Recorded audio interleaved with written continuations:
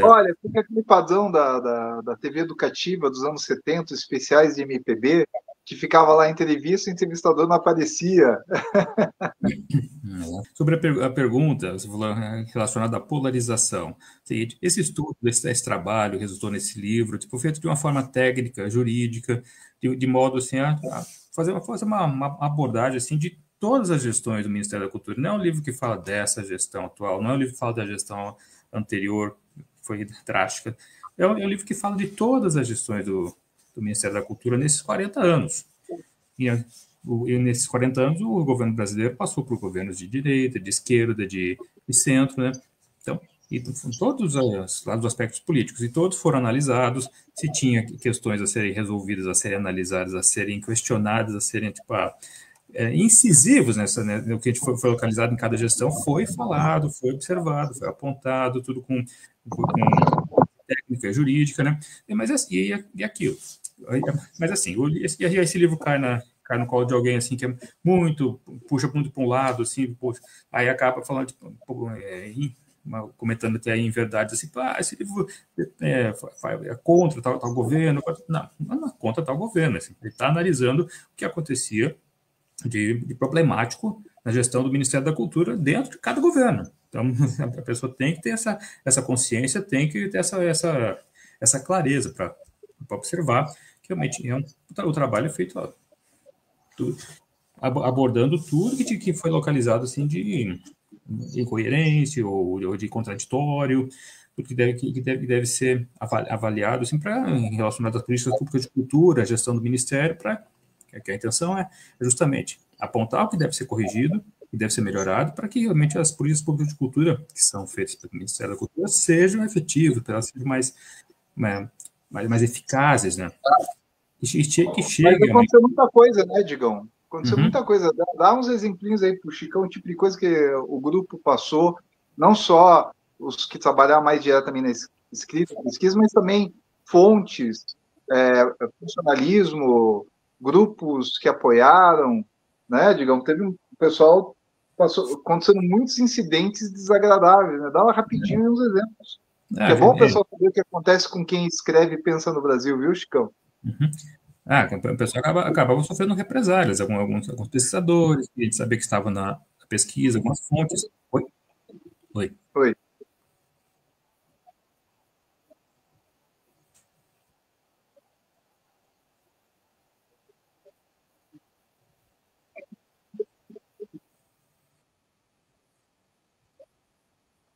Tá bom, pessoal, o Chicão tá falando aqui com a gente que tá, enfim, o StreamYard tá aparecendo só duas pessoas de cada vez, ele não conseguiu ainda achar o motivo, estava tentando resolver, e parece que na transmissão o nosso entrevistador não está aparecendo.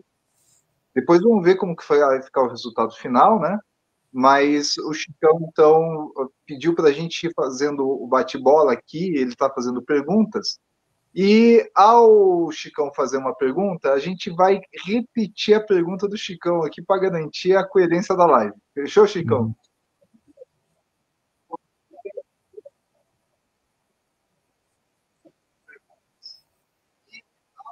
É, mais ou menos. Acho que o Digão não deu os exemplos, né? O Digão ele não deu os exemplos do tipo de coisa que aconteceu. Ah, É, uhum. a gente teve várias situações ao escrever o livro e estar nas pesquisas, e colaboradores pelo Brasil inteiro passando por situações ao querer mexer nessa história do Ministério. Só de falar, vamos discutir a política pública, isso mexeu com muita gente, né, Digão? Isso, muita gente sofreu essas represálias. Eles ouviam uma conversa que está se propagando muito assim, não pode criticar, senão o Bolsonaro volta. Tipo, poxa vida. Enfim, poxa, mas o Observatório da Cultura do Brasil, ele acredita que a crítica é uma forte ferramenta. Digão, desculpa.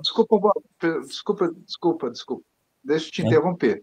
Vai É que lá. a gente vai se enrolando, você está falando do observatório, o Chicão perguntou, desculpa, Chicão, mas eu vou Uhum. interromper o Digão. Vai lá. É, Digão, o que está acontecendo, Chicão, é que derrubaram de dezenas de grupos, centenas de pessoas e ativistas culturais pelo Brasil, em grupos que eram ligados a assessorias e consultorias do Ministério da Cultura. Então, todo mundo que estava em lista de LPG, de PENAB, de LAB, quem foi lidar nessa história, abriu a boca nos grupos um autoritarismo violento. Em grupos bolsonaristas, a mesma coisa. Quem ia defender que a política pública é importante, também vieram artistas mais à direita nos comentar, que também caíam lá. Né? A outra coisa é perseguições diretas, ameaças, constrangimentos. Diretor do Ministério da Cultura entrando no Observatório da Cultura, no grupo do WhatsApp, para tentar nos constranger. Secretária do Ministério da Cultura em lista do CNPC, saiu isso na revista Veja, hein? Entrando em grupo do WhatsApp, desculpa, dos conselheiros de cultura, e ensinando as pessoas como entrarem na nossa lista para fazer na lista cancelamento na página, no perfil, né? Na revista Veja não cita nominalmente na revista Veja, a revista Veja cita por mas diz ali, né, funcionária, né, e o funcionário coordenador do CNPC ensinando os conselheiros a fazer moções, né, moções para fazer ataques infundados, eles admitem que não tem fake news nenhuma no trabalho, mas que tinha que fazer um ataque político, olha, tem que fazer uma moção contra esse pessoal, né, constrangimentos em cima de conselheiros que fizeram vazamento de documentos, depoimentos, né? Lideranças pelo Brasil que colaboraram, sendo chamadas nos bastidores. Reprimindo apoiadores, né? Reprimindo quem apoiasse as pesquisas. Repressão, canais de imprensa sendo chamados pela assessoria de imprensa do MINC, jornalistas nos comunicaram isso, que vinha dizer que o nosso estudo era fake news.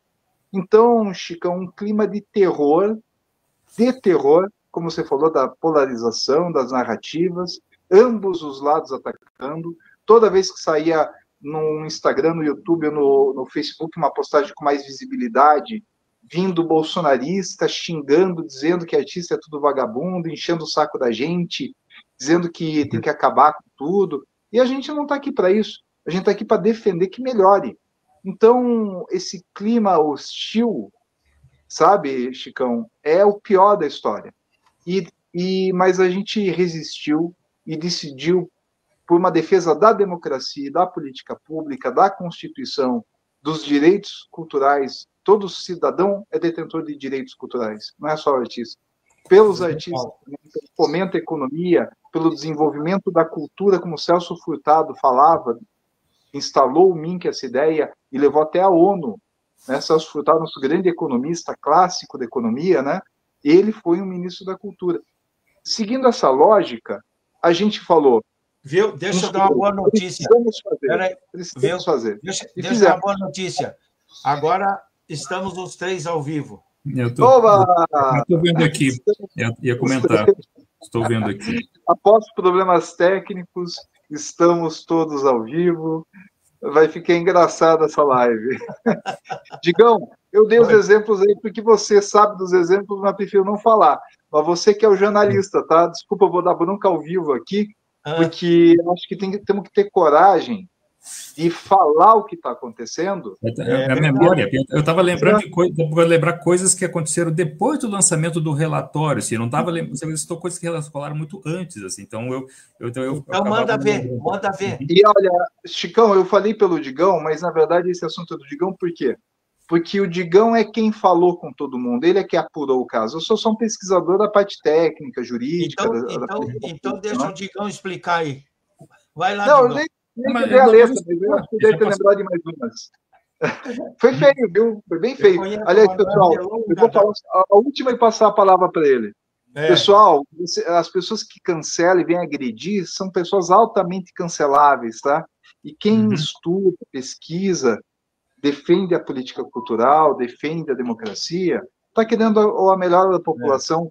Então, quem ataca, eu vou falar uma mensagem. Feio fica para vocês. Não interessa se você é de direita ou de esquerda, se tua atitude é fascista, é muito feio. Se vocês fazem isso, olhem no espelho, é feio fazer isso. Defender os direitos, falar, olha, aqui é cidadão, vamos dar uma olhada, isso daí é só é o mínimo, é o básico. A gente só está fazendo o básico que é de direito do cidadão. Legal. E daí, Digão? É isso? É isso, mano. Eu já citou vários casos assim que eu lembrava dos casos que aconteceram após o lançamento do livro, né? Como o caso do CNPC que o Manuel citou, né? O Manuel trouxe para aqui casos anteriores ao lançamento, assim, que aí eu não estava me recordando. Assim, mas obrigado pelas lembranças aí, Manuel. Legal. Então, acho que é pro Digão, Manuel. Ó, Manuel, você quer pro Digão, ó. No governo passado, né, cortes orçamentários ocorreram em diversos, se não em todos os setores da administração federal. Claro, entre eles o MINC, né? Que avaliação você pode fazer, Digão, do MINC sobre os 4 anos do governo Bolsonaro e nesses 2 anos e meio do governo Lula? Tem alguma diferença? Está tudo igual? Como é que é? Sim, tem muita diferença, não está tudo igual, não, porque teve que durante o governo Bolsonaro, o Ministério da Cultura só foi rebaixado à secretaria, não tinha aquele status tudo que o Ministério pode ter. E nisso acabou, funcionários foram retirados dos cargos, retirados do Ministério e realocados em outras repartições, em outros órgãos. Teve um apagão na cultura, cortes de orçamento gigantescos. Enfim, e fora isso, também muitos vexames pelos secretários de cultura, secretário e secretária, que assumiram a pasta. Uhum. Mário Frias, poxa, nem citar, né, não dá nem vontade de esquecer aquele lá. Mas dá os exemplos são maravilhosos, porque foi tanta baixaria que vale a pena até dar os exemplos da baixaria. Um que foi terrível, assim, foi terrível demais, assim, até repercutiu internacionalmente, foi aquele o Alvin, sobrenome Alvin, assim, que fez um vídeo com um discurso lá que simulava o secretário de comunicação da Alemanha. Goebbels. Nossa, lá foi tenebroso, foi assustador até. Teve também casos absurdos também envolvendo a atriz Regina Duarte, que ficou pouquíssimo tempo. Durante uma entrevista ao vivo acho que foi para a CBN, assim, ela disse, ela contrariada com o que os repórteres traziam, assim, ela deu no ar a palavra que ela utilizou, o piti. Ela mesma utilizou essa palavra, eu dei um piti aqui. Assim que ela se... Aquela entrou numa... Ela descreveu também a cultura, né? Lembra como que ela descreveu a cultura, Digão? A cultura era o pum do palhaço, o pum de talco do palhaço, durante o discurso de posse dela. O que ela falou? Porque cultura é o pum de talco do palhaço. Isso descreve bem o que foi o MINC na época do Bolsonaro. Era o pum do palhaço. A queridinha do Brasil. Ficou odiadinha do Brasil. Né? Ela era a queridinha do Brasil. Virou a odiadinha do Brasil. Eu lembro que na época antes da primeira gestão do Lula, nas campanhas, assim, ela falou que tinha medo, virou a apavoradinha do Brasil. Isso em 2002. Enfim. Mas, enfim, resumindo, assim, esse período do Bolsonaro, assim, apagão da cultura, limitação de projetos, bilhões cortados, ou eles diziam contingenciados, né? Enfim, desmonte institucional, corte de pessoal, mecanismos antiquados de muita morosidade. Pô, tem auditoria no livro do MINC, assim, sobre o governo Bolsonaro. Tem uma lá sobre a gestão do Mário Frias, que é gigantesca, assim, que é uma auditoria que rendeu, nossa, mais de 100 páginas, quase 200 páginas. Isso era muita coisa errada. E eles tinham uma ideia brilhante, lá, entre aspas, assim, de tipo, reduzir o número de projetos da Lei Rouanet, assim, não é isso. Não tem, eu até esqueci o termo. A solução dele era acabar com a grana. Era acabar com... Fazer a dotação orçamentária, que é o correto, né, na administração pública, né? Sem contar que também houve censura, né, direcionamento de censura, né? Tem uma auditoria do TCU que identificou tratamentos diferenciados na comunidade LGBTQIA+, né, em questões relacionadas à lei de incentivo à cultura. Isso foi colocado. Foi um desmantelamento total, né, do Ministério do MINC, né?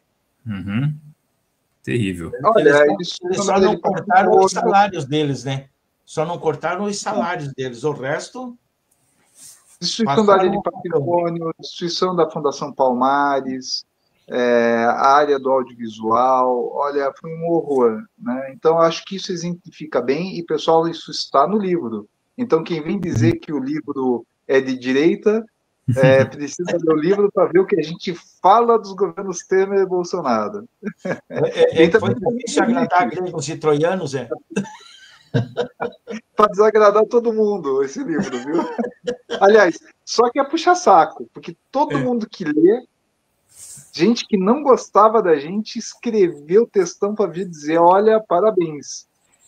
Entenderam o que a gente fez. Não. E sabe o que eu achei interessante? Eu assisti uma live do Digão, foi ontem, né? Ontem, eu assisti um bom pedaço. Esse livro é gratuito, se disponibilizam ele gratuito, ninguém paga nada e lê à vontade, aprende, fica sabendo das coisas sem pagar um centavo. Exatamente, ele é distribuído, ele é gratuito, um livro eletrônico que está disponível tanto para download quanto para leitura online, para quem quiser ler na tela, no site do Observatório, www.observatoriodacultura.com.br. Quem acessar também o nosso Instagram, que é o Instagram Observatório da Cultura BR, tem lá no link na bio também, tem o acesso lá ao livro lá. Enfim, são várias formas que as pessoas têm de ter acesso a essa informação, essa obra. Por que isso, Chicão? Porque era muita informação qualificada para ficar preso. E como a gente viu que a verba não chega aos mais pobres, não chega na favela, é só 5 milhões para editar o Lei Rouanet Favelas no Brasil inteiro como solução, sendo que vai 3 bilhões, 90% fica lá nos bairros nobres de Rio e São Paulo. Não chega a PENAB nas cidades menores do Brasil, onde tem mais pobreza. É isso que eu ia perguntar agora, Manuel, desculpe. Uma questão de democratização, já que o dinheiro, as políticas não chegam em quem precisa, não chega no povo carente, não chega nas cidades onde tem baixo índice de DH. Viu, então, Manuel? Manuel, por isso que ele te liberou, entendeu? É isso que eu ia perguntar agora. Vamos supor, a Lei Aldir Blanc e a Lei Rouanet, elas atendem a todos os segmentos culturais do país sem distinção, ou ela é seletiva? Essa era a minha pergunta. Vamos lá. A PENAB tem uma regulação imperfeita que não atinge tudo, né? Mas ela é uma política de fundo a fundo, repasse estadual, municipal como o SUS, e daí tem editais locais, e por isso tem uma maior distribuição, capilaridade pelo Brasil comparado com a Rouanet. A Rouanet é uma lei liberal, inspirada em modelos de Thatcher, Reagan, quando acabam quartos concílios há 45 anos atrás na Inglaterra e nos Estados Unidos, e criam essas leis de mercado que o empresário é quem determina o patrocínio e ganha uma isenção. Na verdade, essa lei, a Lei Rouanet, o cara que é de direita, ele não entende que ele está falando que é uma lei comunista, mas quem determina o patrocinador é o empresário. O governo só dá uma carta, e a carta é fácil, difícil é captar, né? E quem que tem contato com banqueiro, com grandes empresas e tal, comunista é que não é, né? Então essa lei não é comunista. Né? E o cara que é de esquerda e defende a Rouanet está defendendo uma lei neoliberal que favorece o grande capital, né? E que gera concentração em bairros nobres de Rio e São Paulo. Então os dois lados estão errados quando eles criticam. Qual a opção para melhorar isso? Qual a opção para melhorar isso? É uma ideia bacana, porque ela distribui melhor lá na periferia, né, do Brasil, nas regiões metropolitanas, nas cidades do interior, ainda que tem que melhorar muito. Né? E o Manuel? Eu estou olhando como que a gente melhora. Espera aí, só qual a opção para melhorar essa lei, para ela chegar a todos os segmentos culturais? Vamos ver os dois lados, Rouanet e PENAB, as melhores. A Rouanet, ela precisa criar mecanismos de captação desses recursos que gerem fundos e não fique tudo concentrado entre o empresário e o projeto que tem uma boa visibilidade de marketing, para eles distribuírem esse recurso. Né? E tem que regulamentar a fim de cumprir princípios constitucionais, artigo 215 e 16 da Constituição, numa Constituição social, não pode ter uma lei que distribui recurso para quem já tem, né? Porque está provado que a maior parte do recurso sempre fica concentrada. Tem milhares que conseguem captar alguma coisa? Tem. Mas o governo tem que ser honesto. Né? Os gestores que têm uma faixa enorme do dinheiro que fica concentrado em 2 cidades e em bairros nobres. Isso é um fato. E, do outro lado, a PENAB e a Rouanet têm distinções, tem que mudar, tem que regulamentar. A Rouanet, pela questão de que tem diferenciação entre quem capta 100% e quem não capta, isso gera uma desigualdade, né? Por exemplo, a cultura popular, a música popular, não tem o mesmo incentivo da música clássica instrumental. Né?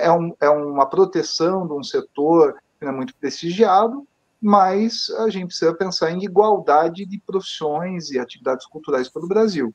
E no caso da PENAB, tem algumas atividades que não estão previstas, mas também porque o gestor determina o tipo de edital local e pode até repassar o dinheiro inteiramente para uma OSC, para alguma organização, para fazer o que quiser. Então, essas leis, elas estão melhorando, essa gestão a gente reconhece que tem iniciativas nesse sentido, mas se eles quiserem fazer de verdade, eles conseguem, eles podem, devem, porque está na Constituição, e precisa regulamentar. Regulamentar a fim de garantir realmente que o recurso chegue na ponta. Legal. E várias profissões, né? E o Digão? É isso mesmo, Digão? Isso. Bom, o Manuel ele tem mais informação assim, a respeito dessa... ele é fuçador. O Manuel é fuçador. Esses mecanismos assim, de fomento. Assim, ele tem uma experiência grande assim, investigar o que está acontecendo. Assim, e ver... Eu gosto de investigar, Digão. O que me mandaram, eu investigo. Viu? Eu não queria trabalhar de agente secreto, de detetive. Eu falei, não é também a minha, né? Mas eu admito, eu sou um pesquisador. Viu? Só deixa eu vou falar um pouco o que eu falei no começo, porque eu não estava aparecendo e nem tampouco o que eu havia falado, tá? Eu já retorno aqui, ó. Eu falei aquela hora, eram 19h36, que estava começando o programa O Ponto da Política. Hoje é sexta-feira, 5 de setembro de 2025. Então, isso foi no início, né? Que eu me apresentei como Chicão Somaville, editor desse programa e tal. E que para esse bate-papo, né? Que seria sobre o MINC, os 40 anos do MINC, que os nossos convidados seriam o Manuel de Souza Neto, que aí está, o popular Manuel Neto, que é cientista político e escritor, e Rodrigo Juste Duarte, o Digão Duarte, jornalista e fanzineiro. Fanzineiro. Oi? Fanzineiro, gosto de sou lembrado por ser eu li, fazineiro. Né? Fanzineiro. Isso. Então, que é aquele que produz, enfim, o seu trabalho de forma independente. Então, no início, não foi possível, estava com problemas técnicos aí, e nós resolvemos na metade do programa aí. Então... Chico, deixa eu fazer um complemento. O Digão. Deixa eu só fazer um complemento à introdução, porque quem vê um jornalista, um cientista político escrevendo de cultura, eles ficam pensando, mas o que tem a ver? Bem, eu fui conselheiro nacional de cultura, municipal, produtor musical, programa de rádio, também fiz fanzine, produzi disco, tive selo de gravadora, né, fiz mais de 1000 shows e festas e eventos, quando era mais novo, mais de 1000 produções, né, e o Digão, ele, além de jornalista cultural, ele tem especialização no campo do cinema, já foi de comissão, de júri, né, de projetos culturais. Então, a gente é da cultura. Né? A gente não está de gaiato nessa história de fazer um livro do Ministério da Cultura. Somos pesquisadores, somos cientistas políticos, somos jornalistas, mas a gente é da cultura. Né? E eu exerci também o posto de secretário municipal de Esporte e Cultura no município de Pinhais, hoje estou morando em Piraquara, de 97 a 2000. Então, a gente fez ali muitos festivais de música, literatura, enfim, vários vários projetos, nós criamos ali lei de incentivo à cultura na época. Hoje eu não sei se ela está valendo ali ou não, lei de cultura municipal, enfim, coisas dessa natureza. Mas é isso aí, pessoal. Ó, nós estamos aí chegando ao fim do programa, aí, quase 1 hora de programa. Eu gostaria que vocês fizessem as suas considerações finais aí. Quem que começa? Digão? Olha, Posso eu começar. queria... comece o termino, Digão. Sim, sim. Algo que a gente quer, que eu quero colocar, esse livro, essa versão 3.1, ela substitui a versão anterior 3.0, como eu tinha falado já no começo, né? Para ter quem tem a versão 3.0, desconsidere, substitua, deleta. É a versão 3.1 que vale, né? Porque eu já expliquei, né, no início do programa a respeito disso, né? Dividido em 3 capítulos, um capítulo histórico-analítico do MINC, dá para saber todos os ministros e secretários que estiveram por lá e muitas ações, assim, o desenrolar do MINC nesses 40 anos. O segundo capítulo é sobre auditorias do TCU e CGU que são analisadas, e lá que tem muita descoberta sobre questões que devem ser melhoradas. Foi descoberto, por exemplo, que tinha sobre a Lei Rouanet, que tinha mais de 26 mil projetos sem prestação de contas. Então, isso é muito grave. Assim, isso impacta negativamente no avanço de políticas públicas culturais, né? Impacta também na diminuição de orçamento da pasta, enfim, diversos problemas. Olha o livro aí. Sim, e o capítulo número 3, eles são de vários assuntos que foram integrados após o lançamento do primeiro relatório, 1.0. Que traz lá diversas comunicações após o lançamento do livro, traz uma análise bem robusta sobre uma audiência pública na Câmara dos Deputados, em que a ministra da Cultura, Margareth Menezes, foi chamada para prestar esclarecimentos sobre possíveis questões contraditórias, né, que parlamentares moveram representações para isso. Mas se bem que foi um episódio assim, que foi uma grande guerra cultural. Ao invés de aproveitar aquele espaço privilegiado para poder discutir questões estruturais, para melhorar o MINC, acabou sendo aquela visão de direita que contra a cultura, e a esquerda com aquela paixão pela coisa, assim, só que sem dar muito argumento, assim, sabe? Tipo, coisa bem de sentimento e tudo mais. E também tem, nesse capítulo 3, tem dados extras de seminários do IPEA, na Casa de Rui Barbosa, dados que contribuem para outras pesquisas, outros assuntos que já foram estudados, tanto nesse livro do MINC quanto em outras pesquisas do Observatório. Um exemplo mesmo é o caso da Lei Aldir Blanc durante a pandemia, que gerou uma série no Le Monde Diplomatique chamada A Crise da Cultura, em parceria com o Observatório da Cultura do Brasil. Mostrou lá questões de uma má distribuição dos recursos, né? E o IPEA, depois desses 5 anos, ele trouxe lá dados, eles têm acesso à IBGE e outras fontes, que trouxeram mais informações sobre como foi essa distribuição, né? Que não foi equânime. Isso colabora com pesquisas já feitas anteriormente. Também outro ponto importante que foi acrescentado foi a questão de uma greve que teve do MINC, funcionalismo do MINC em 2005, desse ano. Essa greve eclodiu dia 29 de abril. 29 de abril, isso. E trouxe informações que a gente não sabe, que muita gente não sabia. Por exemplo, que os servidores do Ministério da Cultura, os concursados, não estão falando dos caras comissionados, estão falando dos concursados que estão lá, que gostam da cultura, que fizeram aquele concurso para se dedicar mesmo ao Ministério. Eles não têm plano de carreira. Eles já lutam por isso faz 20 anos, são diversas greves, muita luta dessa categoria. Eu tenho muito, nós assim, tem todo o nosso respeito, nossa consideração por essa categoria, que realmente eles levam o MINC, assim, praticamente. Afinal de contas, sem ter funcionário público do Ministério da Cultura, não tem como ter o MINC e não tem como fazer boas políticas públicas de cultura.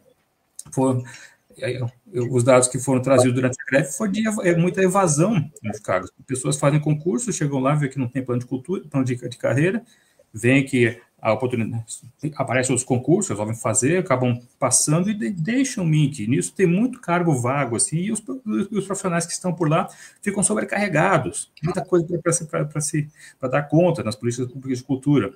Então, é necessário que o Ministério tenha os funcionários, os servidores bem pagos, com infraestrutura, com condições de trabalho, mais equipe, mais pessoal, assim, para que realmente o MINC possa realmente, de uma forma mais plena, mais ampla, desenvolver e executar suas políticas públicas de cultura. Esse foi um grande ponto, assim, que rendeu assim, mais de 100 páginas no livro. E, no fim, também tem questões contraditórias também do CNPC, Conselho Nacional de Política Cultural. O Manuel até citou, assim, durante quando foram citados alguns casos assim, relacionados a pergunta que você fez, falando sobre polarização, sobre comportamentos assim, de reações relacionadas ao estudo, né?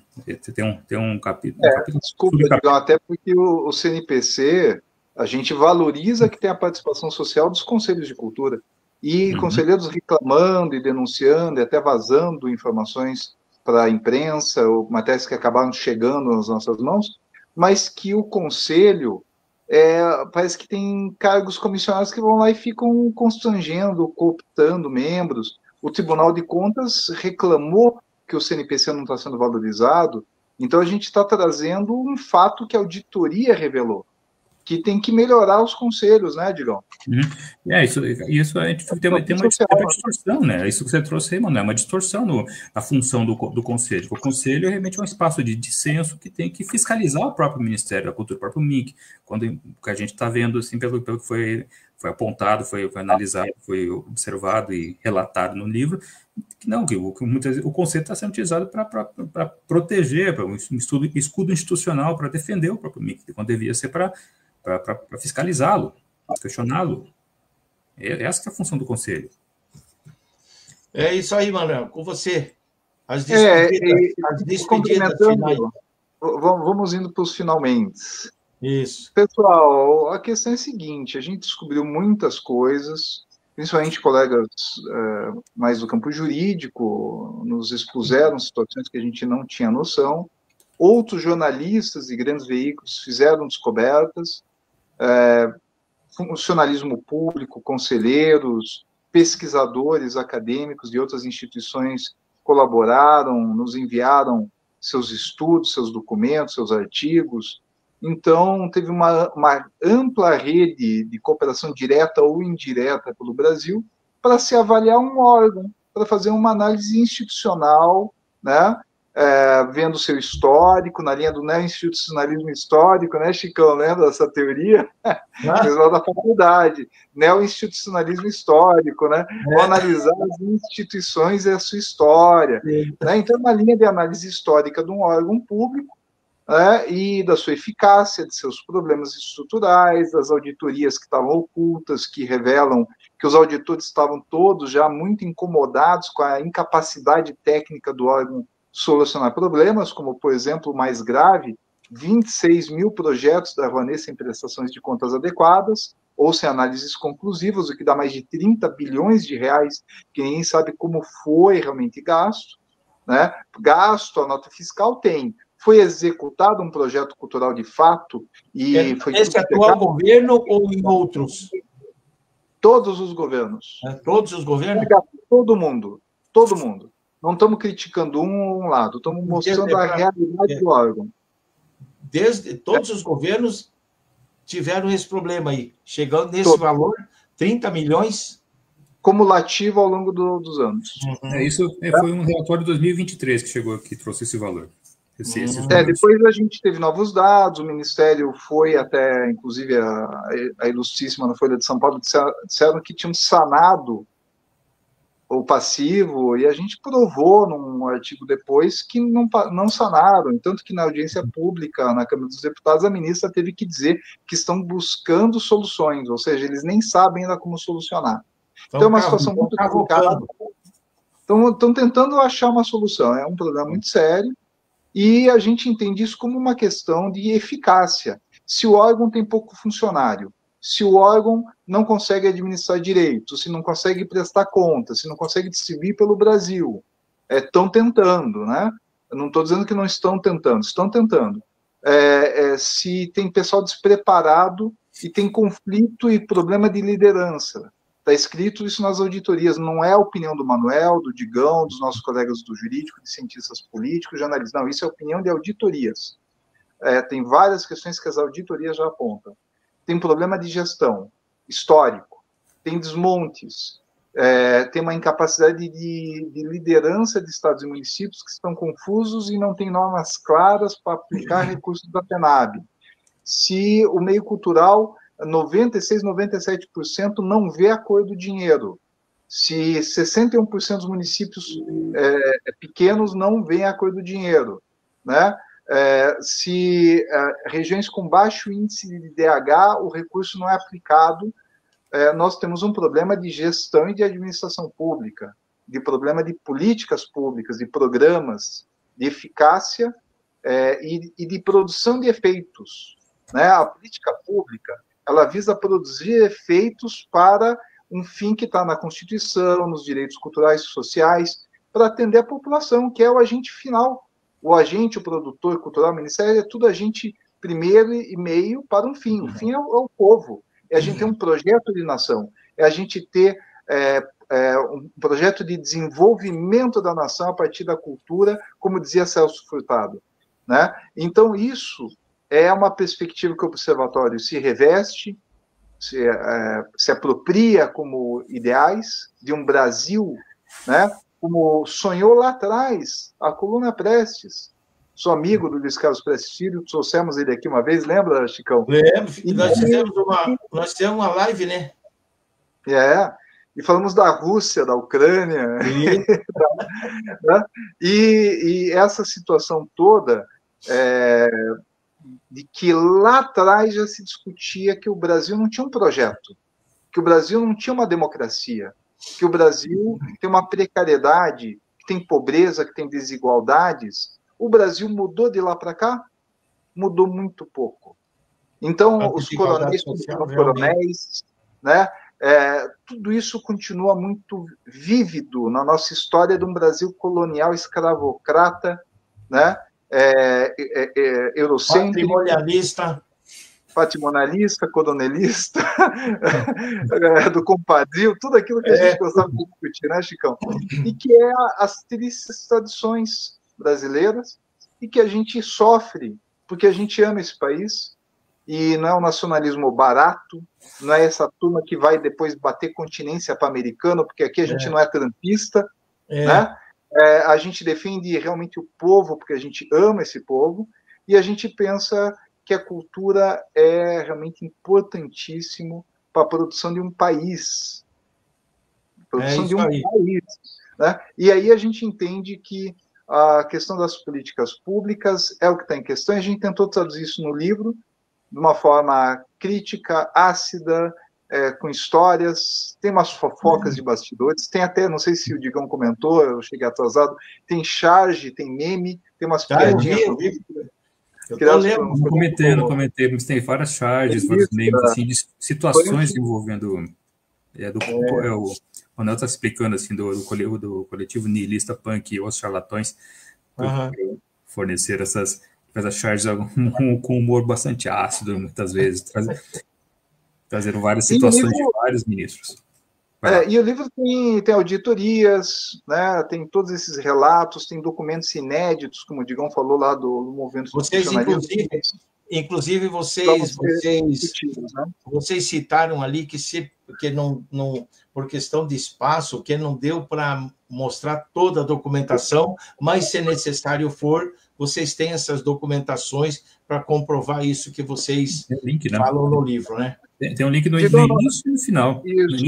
No início e no final do livro tem lá um Linktree, que tem os documentos da pesquisa. No final, antes das referências bibliográficas, tem lá documentos da pesquisa, e tem lá o link, você acessa aquele link. Só para explicar sobre isso, pessoal, o Linktree é um agregador digital, que você pode colocar drives, links de sites, etc., ele reúne links, e quem entra lá vai encontrar várias paginazinhas, subpáginas, endereços, onde você vai clicar em cima e vai acabar indo para a imprensa, vai acabar indo para drives, para locais onde estão sites, onde estão documentos complementares. Então, todas as auditorias, por uma questão de transparência, foram liberadas na íntegra, todas as auditorias, todas as auditorias que eram de interesse coletivo, porque quando era um processo de alguém, uma coisa que podia atingir a moral de alguém, a gente não fez análise.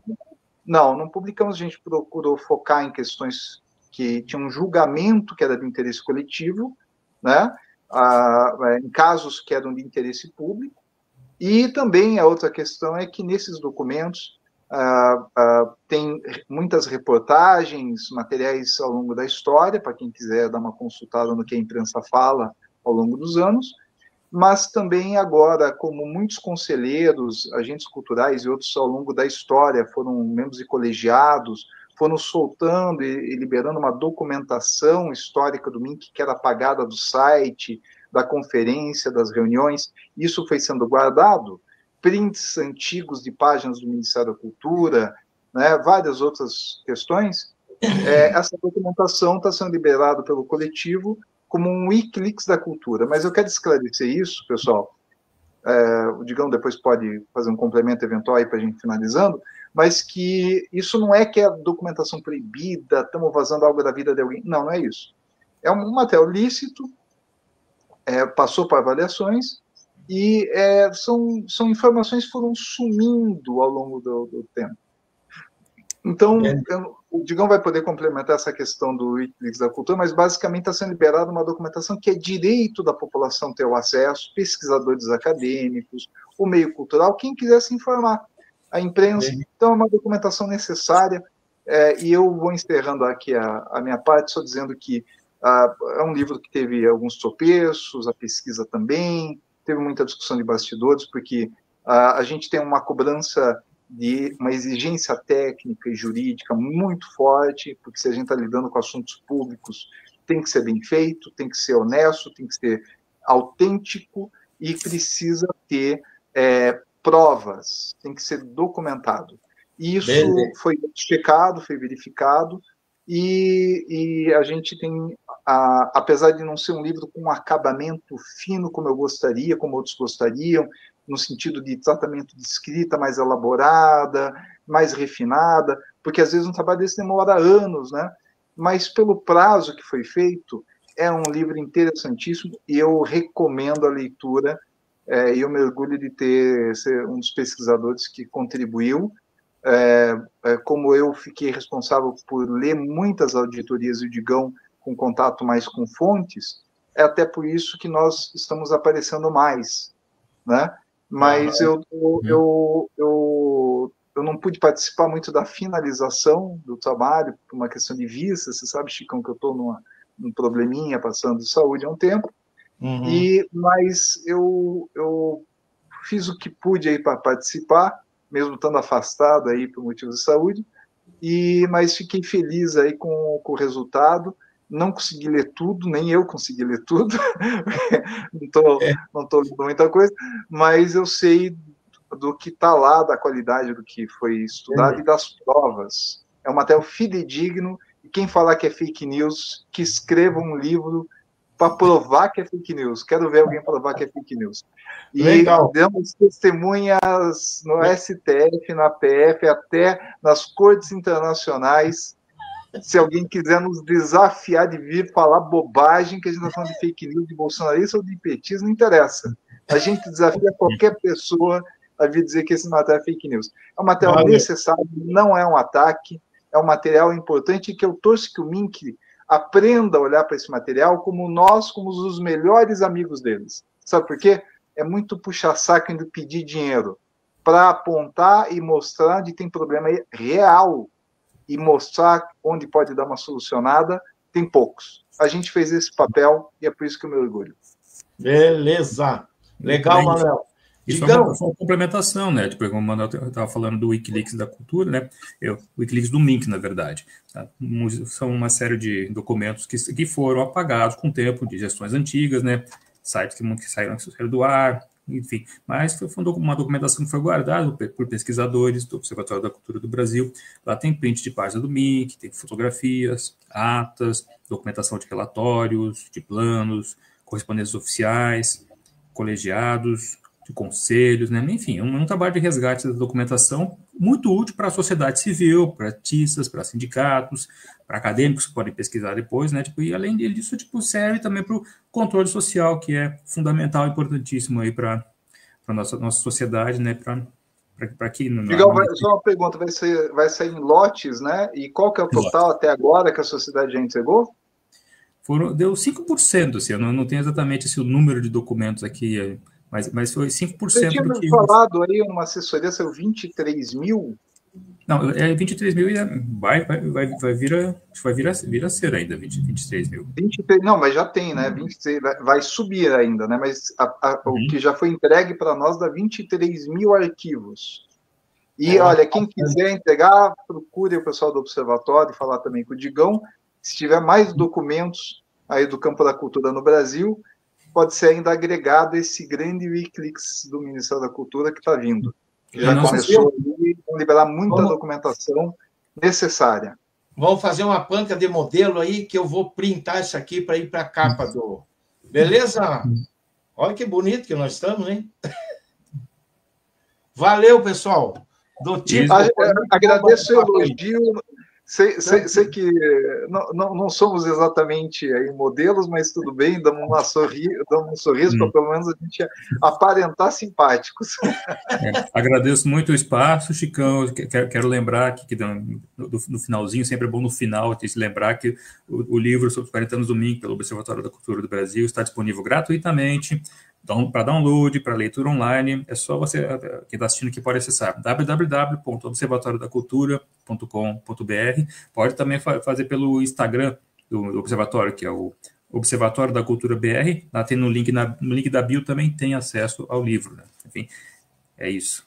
Valeu, então. Um abração para vocês aí. Obrigado a vocês. Obrigado, pessoal do Observatório. Tchau, tchau. Obrigado. Tchau, gente. Até. Deixa eu tirar aqui.